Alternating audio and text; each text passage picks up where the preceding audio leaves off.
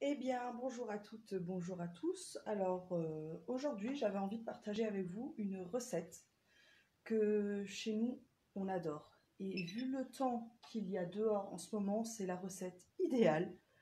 C'est la soupe au potiron. Alors, c'est une soupe où il faut très peu d'ingrédients et qui se mange tout seul. Alors, j'avais décidé donc de faire cette vidéo avec vous pour que justement vous puissiez voir qu'avec parfois pas grand-chose, on peut faire quelque chose de vraiment super bon. Et là, quand je dis soupe au potiron, je dis bien soupe au potiron. Donc, il n'y aura pas d'autres légumes. Il n'y aura pas de pommes de terre, il n'y aura pas de carottes, il n'y aura pas d'oignons. Parce que pour moi, une soupe au potiron, c'est du potiron, sinon c'est une soupe de légumes. Et je sais qu'il y en a beaucoup qui ne seront pas d'accord avec moi. Mais voilà, j'avais envie d'aujourd'hui de vous faire de vous partager ma recette à moi.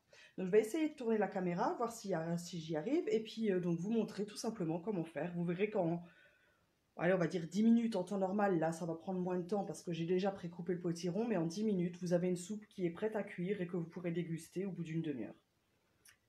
Alors voilà, nickel, j'ai réussi. Donc comme vous le voyez, il ne faut pas grand-chose. Il vous faut du potiron. Donc pour moi, donc vous voyez, je l'ai déjà pré-coupé pour que ça aille plus vite. Donc c'est une cocotte de 5 litres. Il faut compter à peu près entre 1,2 kg et 1,5 kg de potiron si vous voulez vraiment un bon velouté de potiron. Donc le potiron, donc en général quand on l'achète dans le magasin, hein, il est comme ça avec les pépins à l'intérieur. Donc forcément puisque j'ai déjà coupé mon potiron, ben, je les ai déjà enlevés. Donc du potiron, il vous faut un petit peu de gros sel. Donc pour 5 litres de soupe, il vous faut 2 petits morceaux de sucre, de l'eau. Donc là j'ai déjà 1 litre d'eau, on verra combien j'en rajoute dans ma casserole. Et une fois que la soupe sera prête, il vous faudra un petit peu de crème légère. Pas besoin de prendre de la crème super calorique, hein, c'est vraiment justement une soupe qu'on peut manger quand on en a envie. Donc tout simple, le potiron, on le prend, on l'épluche, on le coupe, on rajoute de l'eau jusqu'à niveau. Donc je pense que là, il va bien me falloir 2 litres d'eau. Donc je remplis de nouveau mon micro-coupe pour pouvoir mettre dedans le potiron. Hop, voilà, voilà. Donc voilà, effectivement, on a de l'eau à niveau. Donc on rajoute, alors attention à ne pas mettre trop de gros sel, parce que forcément le sel, bah, ça sale, donc un petit peu juste pour donner du goût.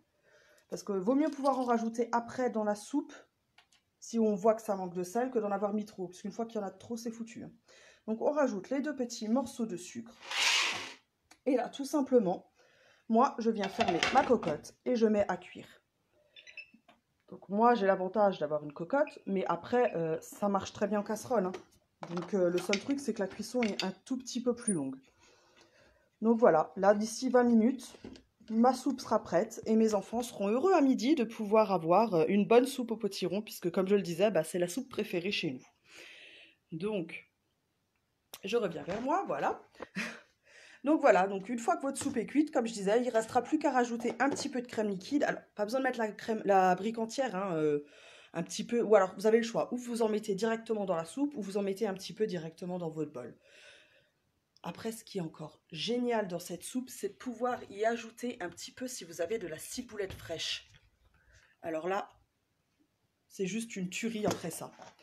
Voilà, bah écoutez, j'espère que cette petite vidéo vous plaira et puis que si jamais vous voulez d'autres recettes dans le même genre, bah n'hésitez pas à m'en demander parce que étant donné que je suis ancienne cuisinière, des recettes j'en ai des milliers. Voilà, bah j'espère que ça vous a plu et puis je vous dis à très bientôt.